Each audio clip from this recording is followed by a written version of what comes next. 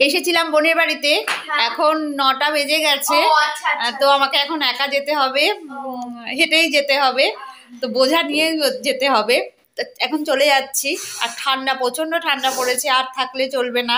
এ দেখো বাবু এসে গেছে, বাবু তো পড়তে গিয়েছিল, এখন অনেকক্ষণ আগে এসেছে বাবু। আর প্রচন্ড দুষ্টুমি করছে বাবু। ওই যে দিশা আছে, দিশাকে কিছুতে ভিডিও করতে দিচ্ছে না, আবল তাবল কথা বলে ফেলছে।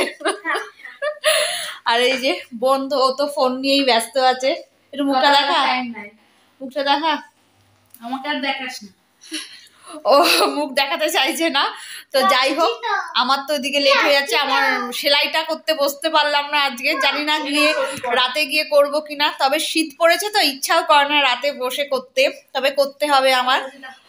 আসলে গিয়েছিলাম তো কালীবাড়িতে, মা আমাকে টানলেন, তাও আমি কার সাথে যাবো, দিশাকে ফোন করলাম, দিশার সাথেই চলে গেলাম।